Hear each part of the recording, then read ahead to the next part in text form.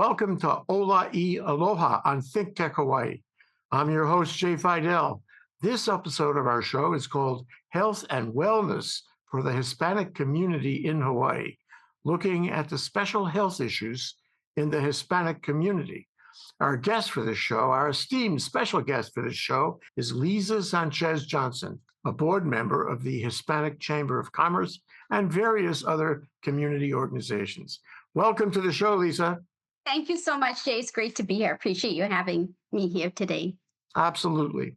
Now, health issues are important to address in the Hispanic community. There's a need to address risk factors such as obesity, smoking, behavioral health in this Hispanic community in order to promote health and wellness.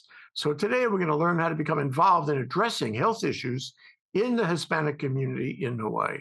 So let me start by asking you, Lisa, who are you? And how did you get into our studio? Great. Thank you. Thanks for asking. So, first thing I want to say is that I'm a local girl. So, I was born and raised in Honolulu, Hawaii. I graduated from Maryknoll grade in high school, worked my way up from getting an associate's degree at Kapiolani Community College, went to graduated from Manoa. Then ventured to Arizona, where I studied and worked with a psychologist there. Went to graduate school in clinical psychology, received my master's degree and PhD degrees in clinical psychology. And I do a lot of work actually in Hawaii, as well as in Wisconsin and Chicago.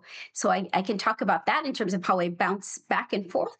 But my primary employer is at the Medical College of Wisconsin, and they really do value global health research and my commitment to helping communities in Hawaii. So they have helped to support my work here in Hawaii, and I'm involved in a number of different organizations also in Hawaii that are supportive of that. You're a PhD psychologist, Yes. wellness. What is the nature of your PhD? Sure. So I have a PhD, a doctoral degree in clinical psychology, and my specialization is in health psychology or behavioral medicine. So, of course, there's different specialties one can have within clinical psychology. My specialty is, as I said, is called behavioral medicine, and that it basically allows me to help people with different health and medical and wellness issues, and the psychological and behavioral health issues that maybe go along with that. Why? Why? Why is it important? Or Why is yes, it why important to you? why is it important to me? I've always been interested in why people do the things that they do. I will tell you, Jay, even from when I was in second grade at Maryknoll School, people would come to me just with their problems. I don't know what it is about me. If I have a face that says, come to me, I can help you. But I would be just so interested in why people do the things that they do. And so on the outside surface to other people, it might seem very strange that somebody is doing something, but if you take the time to get to know them, you can really learn a lot about why they do the things that they do. And I was interested in that from the behavioral health perspective. So if they're depressed or they're stressed or they're anxious, but I was also really interested in health issues, and particularly health issues that I was seeing in Hawaii, high rates of obesity and smoking. And I thought, my goodness, there might be a way to combine these two fields, health and mental health. And that's really the practice of clinical health psychology and health psychology, behavioral medicine research that I do. So, are you interested in helping the Latino community? And is your practice on the mainland focused on the Latino community? And to the extent that you have it or will have a practice here in Hawaii, is that about the Hispanic community? Yeah, so a couple of different things is so my full time job, as I said, is at the Medical College of Wisconsin, and mostly I'm doing research there. So I'm first and foremost associate cancer center director that is focused on workforce engagement and well being. So I help with our entire population in our cancer center to make sure it's a place that's welcome and they feel like they belong there and they can enhance and grow and thrive in that area. And then my own research has always been working with different ethnic groups, but particularly with Hispanics in terms of obesity and smoking issues, both in Wisconsin, Chicago, and Hawaii. So I kind of bounce back and forth there. And although I'm not seeing patients now, when I do start to see patients, it will be in Hawaii, and I will have just a small practice there. I've always had the clinical practice of psychology as something that I did professionally. It's just for the past few years, I focus more on research, but I am going to be bringing it around full circle to help our communities in Hawaii as well. When are you going to be done with that transition? When are you going to be here? Let's put it this way. I will be there as soon as next week in Hawaii because I come to Hawaii about every other month. I know it sounds a little bit strange of how does this person do this? So it was a strategic plan because I think with some local people, you might go away.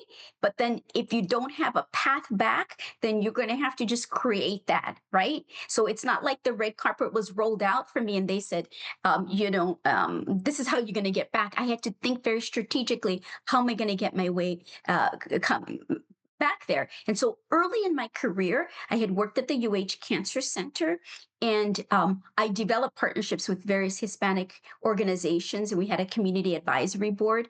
And so now, in thinking at this point in my career, I have resurrected, if you will, that community advisory board. And so I come, at this frequency about every other month, either to meet with our community advisory board members or to initiate some of the research that I'm doing, and then to engage in some of the professional work that I do. When you open up your clinical practice here, Yes. is it going to be dedicated to the Hispanic community, or would you take a nice howdy boy like me? We will take all comers. In fact, the name of my practice is Multicultural Health and Wellness. That's always been the name of my practice. That I think it encompasses exactly what you're saying. So, of course, um, people like yourself that may want to come to a psychologist because they're dealing with a health issue. Maybe it's stress that's associated with that health issue. There's a lot of stress these days, right? So whatever was going on before, for many people, it's kind of it's accelerated. Whether that's sleep issues, eating, smoking, and so certainly, and my contribution really is to understand the role that the individual has in their unique characteristics that might interact with their health behaviors. And that might involve their culture as well. So we kind of take a strengths-based approach to culture. And, you and everybody else has a culture that they bring with them. They say that this country is has a lot of stress, and people in this country are anxious. They're uncertain. I call it Yes. fluid uncertainty. It's uncertainty about the uncertainty. That's how much Yes. we are uncertain. Mhm. And so you talk about obesity, smoking, behavioral health, and the like, stress, if you will. It seems to me that we either have or will have an epidemic of uncertainty and therefore stress, psychological stress in this country. And that, of course, includes Hawaii, too. Yep. So my question is, do you see this happening? Do you expect this to happen? Is it happening already? Where are we in terms of stress? And what's the interaction, Lisa, of stress and obesity and Yeah. smoking and behavioral health in general? Yeah, great questions. And definitely within the realm of why somebody would want to either, I think, participate in a research study that looks at stress and obesity. This is an area that I am exploring currently. And you're right. I think what you called it, I think was what did you call it? Like, Flu- say Fluid uncertainty. fluid uncertainty. Yes, exactly. And in psychology, in our field, we also have this concept called anticipatory anxiety, right? Where you are anticipating kind of being anxious. And we are living in that too. Just coming off of COVID, we didn't know what to expect. And you're so concerned about, and now what's happening in our world. So, I see that I work a lot with trainees and faculty and staff. And I'm concerned about their wellness in all aspects of physical, mental, spiritual, financial, and stress can interact with any one of those things, right? It's the way that we cope with the stress and the uncertainty that matters. And some people, as you're saying, you asked me, how does it interact with health issues? Yeah, so some people smoke, right, to manage stress. They think that that's going to help them, or they attribute their ability to relax with a cigarette, right? And we know that. that's an issue, of course, with Hispanics as well. Nationally, there are studies done on Hispanics that report on smoking rates as well as obesity rates. And obesity, of course, what you put in your mouth can be affected by stress. Some people um, eat to manage stress. Some people don't eat to manage stress. Right? It can go either way. They can lose their appetite, or they can increase it because some people, they're not even eating because they're hungry. Okay. It's just a way to manage stress. Maybe it's a distraction, right? Or helping time to pass and you just eat something. And, many people have done that. I've done that, on occasion as well, right? You're distracted and you didn't realize that you were picking up something else to eat. And when you realize, wait a minute, I'm not hungry anymore. What is this about? Well, suppose I walked into your office and said, "Look, Lisa, I am very stressed over the uncertainty in the country, in the world, in every continent you can see.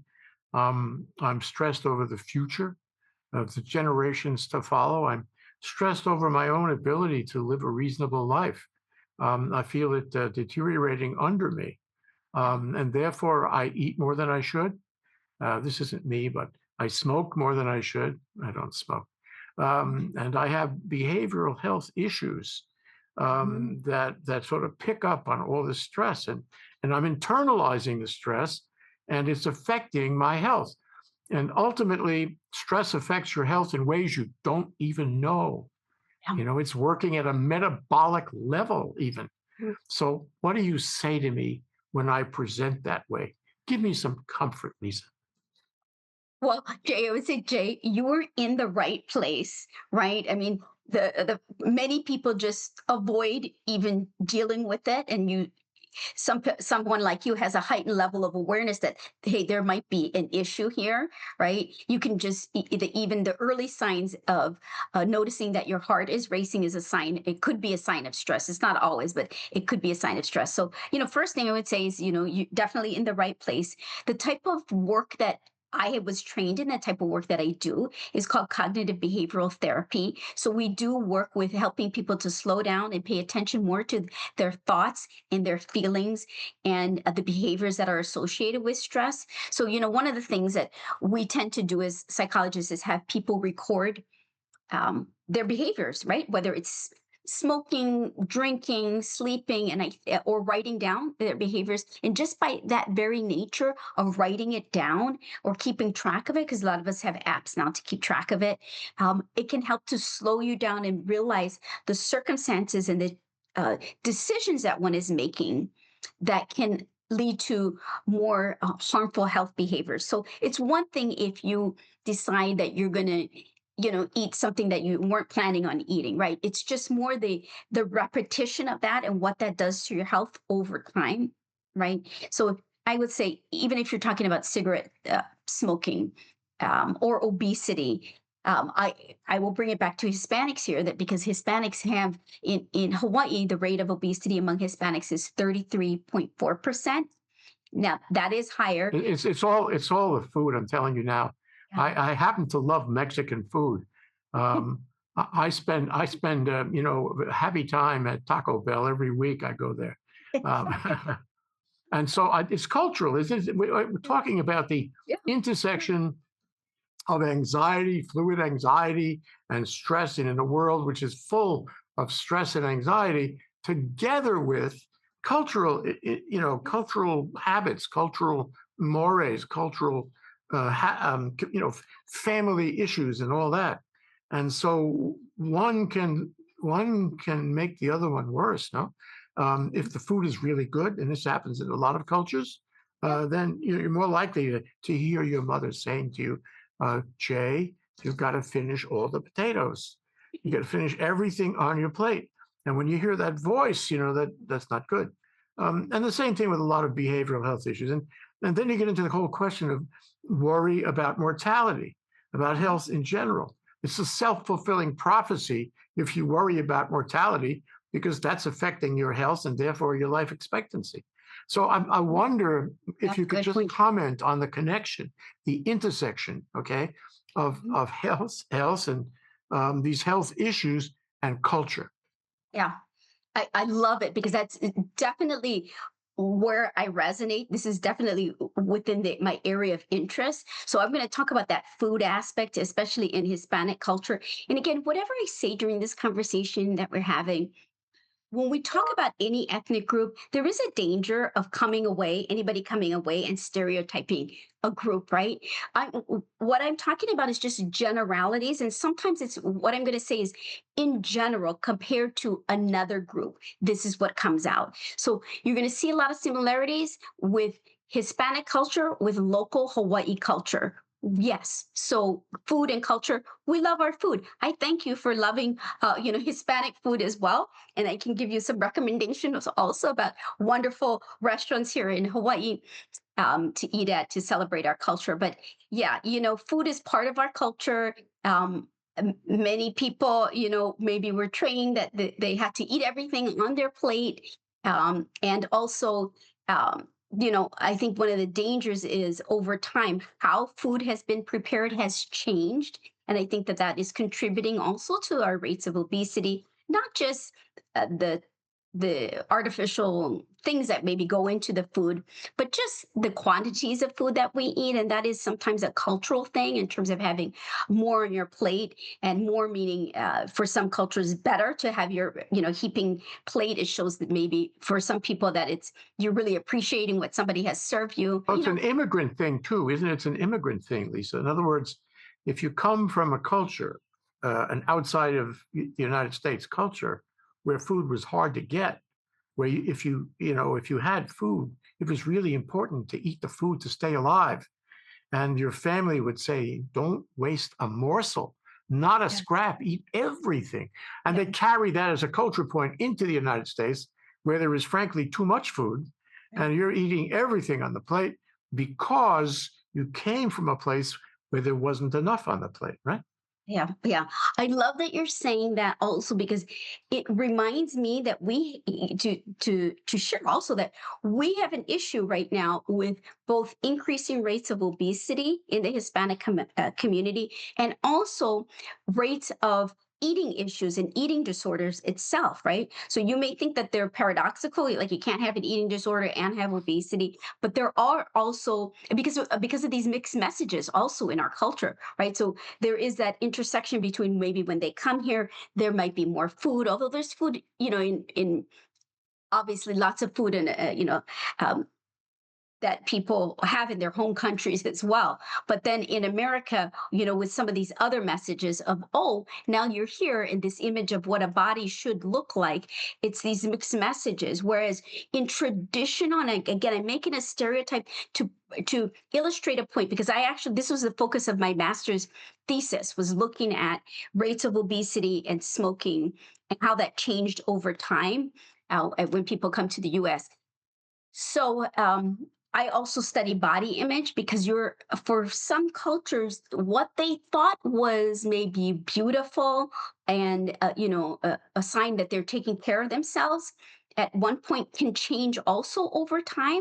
So in our research, particularly with Hispanic men or Latino men, we don't know. There's very little written on Hispanic Latino men. A little bit more so in women, and the role of cultural influences on obesity. This is actually the focus of my work. This is the type of thing that I study. I want to talk about the Hispanic community because that's our ultimate, inquiry today. Did you know, Lisa, that in 2023, Hispanics comprised 19.5% of the United States population? Did you know that? And that meant 65.2 million individuals. I just want to be sure Mm. you knew that.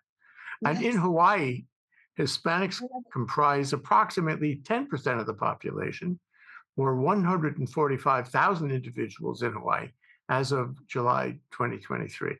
And Mhm. that's the community, or rather the national and Hawaii community we should focus on. Do you agree with Yes. my Absolutely. numbers? Yeah, absolutely. Absolutely. Yes. And I'm glad that you're bringing that up, because, it's often a group that we're not paying as much attention to in Hawaii as much as we should. Because if you're outside of Hawaii, this is one of the groups that everybody's talking about across the nation, right? For many different reasons. And in Hawaii, the two largest groups are Mexicans and Puerto Ricans. We have about 49,000. Slightly more in Puerto Ricans than Mexicans. These are people that completed the census survey, right? And every year I look at the numbers. They come out usually in July, and I see, okay, is Mexicans higher than Puerto Ricans? So depending on the year, again, it may differ, but they're both around this 49,000. But we have representation from many different Latin American countries in the Caribbean, right here in Hawaii, including Spain. And of course, Hispanics have a long history of actually just being in Hawaii for many, many centuries. Well, let's talk about you and your family. I recall, and I was happy to learn in our discussion before the show, that you were part of your family was part of the Puerto Rican immigration, which took place in Hawaii to the plantations in the early part of the 20th century, which to me was very exciting. It's very exciting to meet you in that regard because I actually never met anybody who was Okay. Puerto Rican from Puerto Rico who was Yeah. on the plantations in those days. Talk about it, will you? Oh, I would love to. Yeah, just in honor and respect of my great grandparents and my grandparents. So my great grandparents and my grandparents I'm sorry, my great great grandparents and my great grandparents came from Hawaii, from Ponce, Puerto Rico, in the early 1900s to work on those sugarcane plantation fields. And they were very active in the United Puerto Rican Association of Hawaii. My great grandmother actually was known as the person that people came to if they needed prayers. Okay, so she did this thing. It's called novenas in Catholic tradition, and she would be praying for everybody. Everybody went to Anatalia Vera Lopez for prayers. So I come from that legacy, and myself, I was part of the Puerto Rican Association of Hawaii. I was a newsletter editor at some point. I'm now becoming more involved with the Maui Puerto Rican Association, and yeah, so that, I mean, that's part of my legacy. And my dad on my other side, so I'm multiracial, like many people in Hawaii. So my dad was German, from Minneapolis, Minnesota. Hmm. So So, what's the difference between the Puerto Rican culture, the Puerto Rican, lifestyle, and other parts of Latin America, other Hispanic communities? Is there a difference? I mean, Puerto Rico is a special place, and I grew up in New York. There was a huge Puerto Rican community in New York, Mhm. but I never really knew the difference Yeah. between a Puerto Rican person, a Puerto Rican family community, and other Hispanic communities. Okay. I love again that you're asking that question. And I think a lot of people from Hawaii probably that have that same question.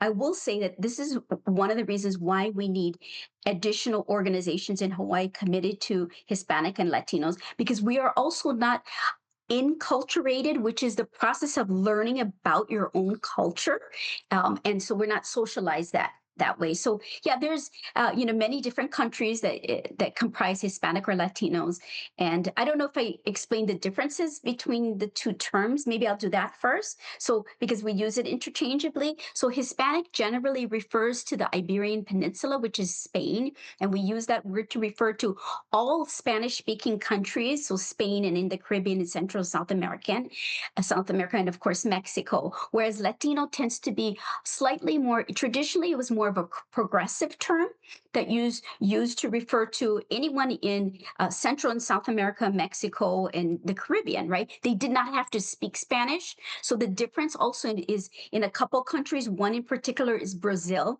So if you're Brazilian, you would not be Hispanic, but you would be Latino. I'm just mentioning that because I like to use both terms when I'm speaking about things. And in fact, in Hawaii, we do a lot of things with our Brazilian community. So, we want to include them in our terms. But yeah, there's many different ethnic groups. The food is different.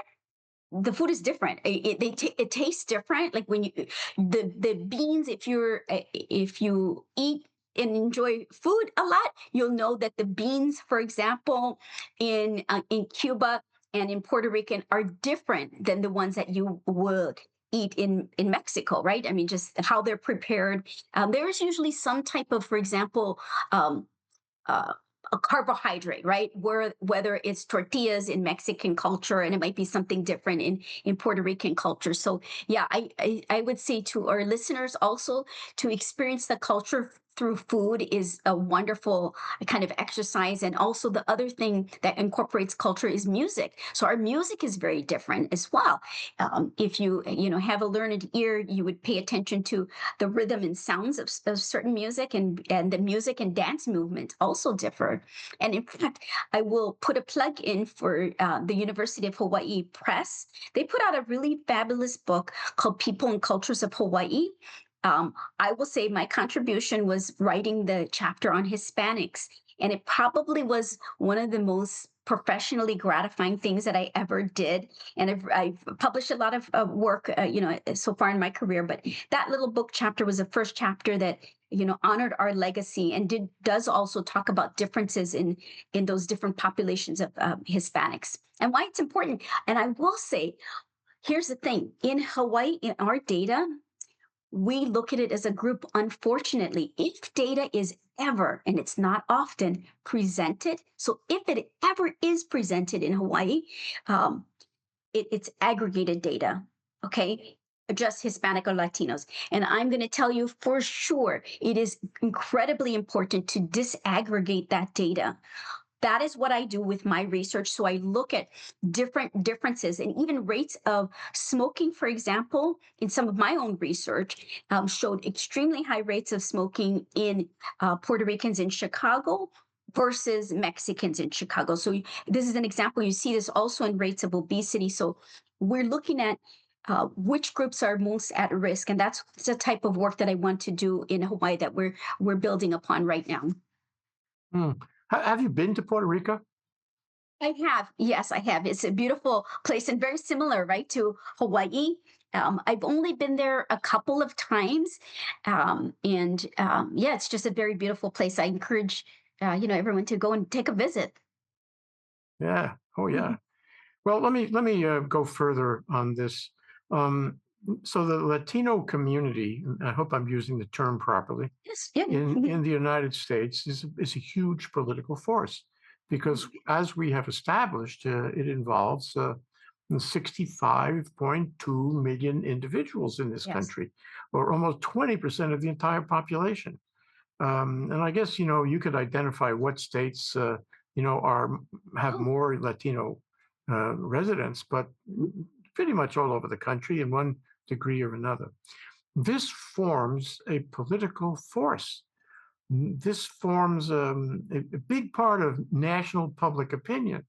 But frankly, I am confused, Lisa, because I would have expected the Latino community to serve their own interest and try to protect themselves against those who would have racist inclinations, those who would try to undermine their economics in their community, who would try to hold them down.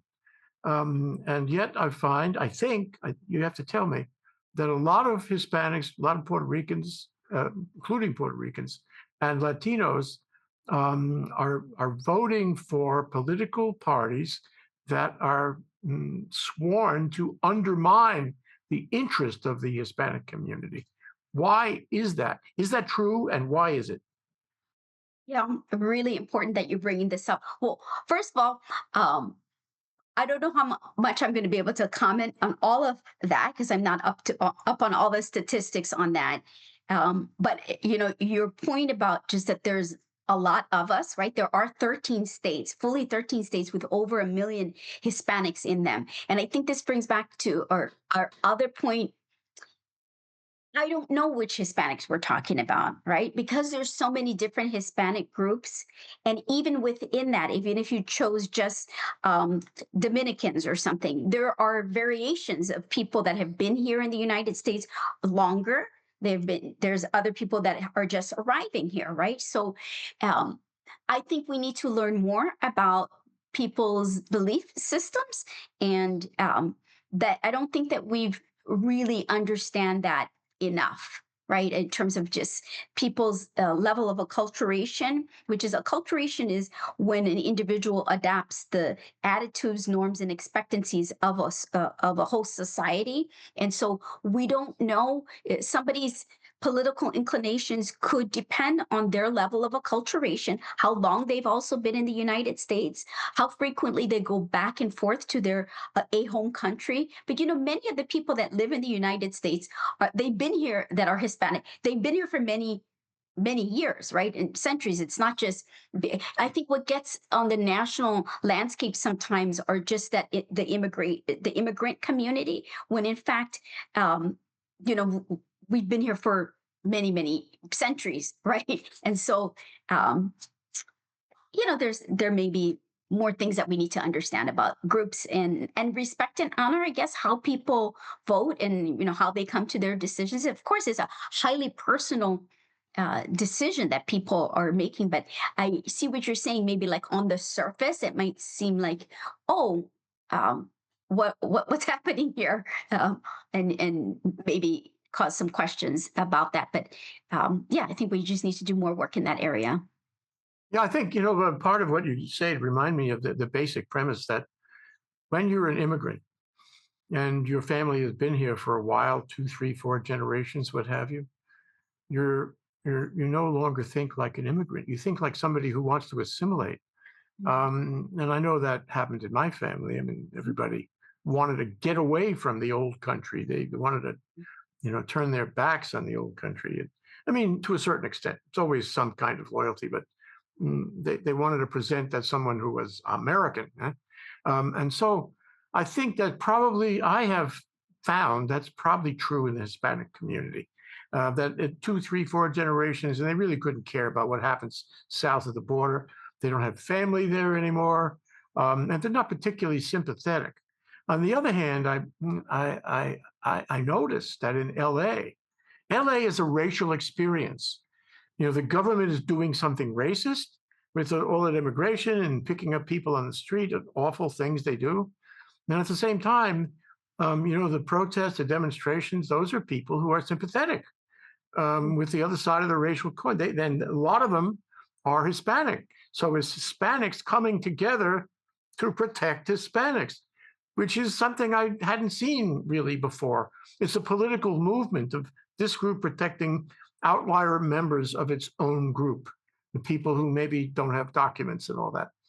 So I wonder if you could comment on the dynamic of all of that. Number one is you lose your connection after a period of time, but two, sometimes things happen that make you regain your connection. Am I right? Yeah, what a wonderful thing that you're bringing to our conversation here, for sure. Because again, it reminds me of not just the acculturation process, right? As I mentioned, because if you go back and forth to your country or wherever, because same thing can be said if I'm in um, Chicago. I'm sorry, if I'm in Hawaii and I go to Chicago a lot, my identity is going to change every time I go back and forth, and the frequency that I come back and forth, the degree to which I identify with that group any longer. There's also, I want to point out a language issue here too, is that for some groups, traditionally in Hawaii, we know that when you were on the plantation, you were discouraged from speaking another language, right? And that's why how our pidgin language came to be, right? As a way of communicating, connecting to individuals. I did not grow up speaking Spanish at all. And I can think of some of my family members who also did not grow up speaking Spanish. My mom didn't speak Spanish. So my process of identifying with my group also came, quite frankly, when I left Hawaii. When I left Hawaii and moved to Arizona, people started to look at me and speak Spanish. And I could not understand why that was happening because I didn't grow up with that everybody identifying myself as Puerto Rican.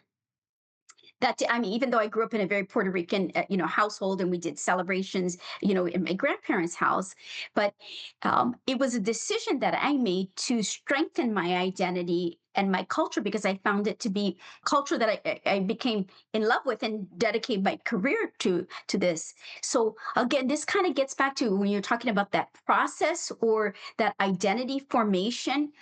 either somebody makes a choice to learn more about their culture, right? Or they might be in a situation where they're discouraged from learning about that culture. This is why I will say in Hawaii, we're at a critical time where we were trying to bring our communities together to celebrate all of our collective cultures, not just Hispanic culture for the Hispanics, but Hispanics for the rest of Hawaii itself. Because many people in Hawaii, they travel across the US, and you're going to see this group of individuals. And so, whether it's through the Hispanic Chamber of Commerce, we do our Hispanic Heritage Festival. I'm sorry, we do a Latin Business Awards and a Taste of Mana Festival in November. The Hispanic Heritage Festival by Alma Latina Productions, they do their festival on October 11th. There's a Miss Latina Hawaii scholarship competition and Miss Latina Teen Hawaii.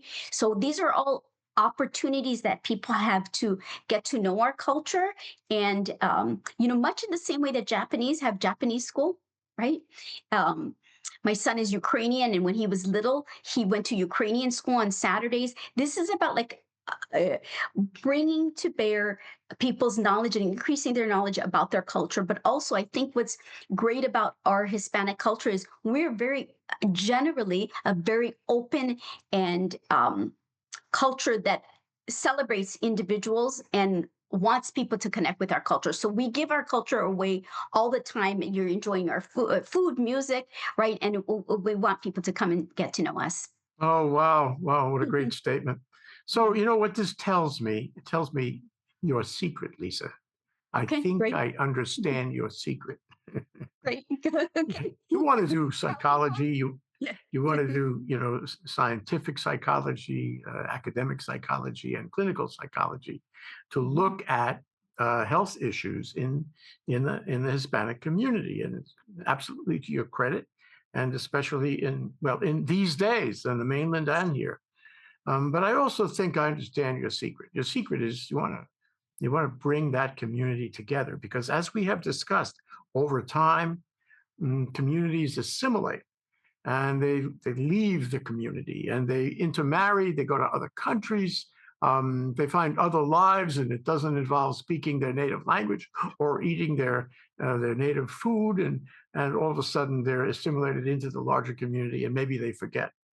But you don't want to have that. You want to preserve the Hispanic community in Hawaii. And so the whole thing about psychology and obesity and smoking, behavioral health is a way to do that. It's a way to hold on to that community, bring that community, hold that community together, which is a very worthy purpose and a great aspiration. And I think it's the right time for that. Thank Am you. I right in revealing your secret? So you're analyzing me. Yeah, I love it. I love it. Yes. Yeah, absolutely. And I want to respect, you for just having me on our Hola y Aloha show. It is a show that was developed through the Hispanic Chamber of Commerce, and just, that ThinkTech Hawaii thought that it was important enough to have a show like this. One thing I want to say is that, there's people talk about Hawaii, for example, and other cultures being a melting pot. And so either you subscribe to this notion that it's a melting pot, or in my book, I tend to more think of it as, we call it like the salad bowl theory, where it's not a melting pot, where everything gets melted together and you don't see maybe anything else. It may be more like a salad bowl where you still see elements of the different cultures, right? Mexican culture, Puerto Rican culture, Cuban, all intertwined. But honestly, it might be a little bit of a combination of both, where you still have those individual differences, but you come together. And especially in Hawaii, where we're coming together, Hawaii has created their own culture, right? Local culture. And, it's beautiful. And, my mission really is just to highlight how important it is for us not to forget this wonderful community and the contributions that they have made way back to King Kamehameha the First. His physician, his advisor, his confidant was somebody from Spain, Don Francisco de Paula Marin.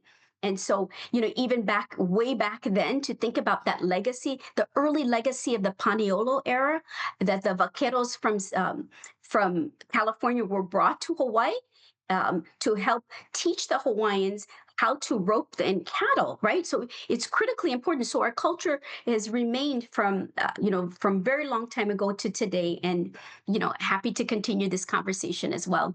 Okay, well, we're out of time, but I want to ask you one last question. We Sure. always ask for your final thoughts, your thoughts you want to leave with our viewing audience.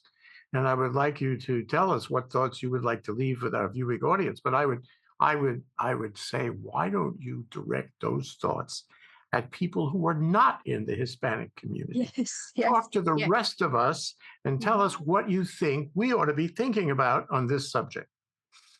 Absolutely. Thanks so much, Jay. Yeah. Well, as I sort of alluded to, just come and celebrate our culture. Come out to some of our events. Come and get to know us. I think that you would be surprised at how much diversity there exists even within our culture. In Hawaii, we also have all of the multiracial Hispanic Latinos, which is also beautiful to see. So there are events throughout the year. Pay attention to the Hispanic Chamber of Commerce websites. Hispanic Events Hawaii.com is also from the Hispanic Alma Latina Productions. And again, there's many different things that one can experience. And I think that also during these tender times, I would be remiss if I did not mention the Know Your Rights and how important it is from the ACLU.org for individuals who just need to become more knowledgeable about what their rights are during this tender time. And please feel free to reach out to me, right? I'm on LinkedIn. You can find me at the Medical College of Wisconsin, also their website, Hispanic Chamber of Commerce. I'm also on the Hawaii Psychological Association board, so they can look for me there. Just come out and celebrate, get to know us. Oh, my goodness. Okay, we'll have to leave it there. Thank you so much to Thank you our so much. guest, Thank you. Dr. Lisa Sanchez-Johnsen, who's a board member of the Hispanic Chamber of Commerce and who I understand when she was younger was a very shy child. Only kidding. I'm Jay Fidell, host of Hola y Aloha in this episode, which we are calling Health and Wellness for the Hispanic Community in Hawaii and things you should know about that community. Thanks for our viewers for watching. We'll see you again soon for the next one. Aloha. Aloha, Aloha. Lisa. Aloha. Adios.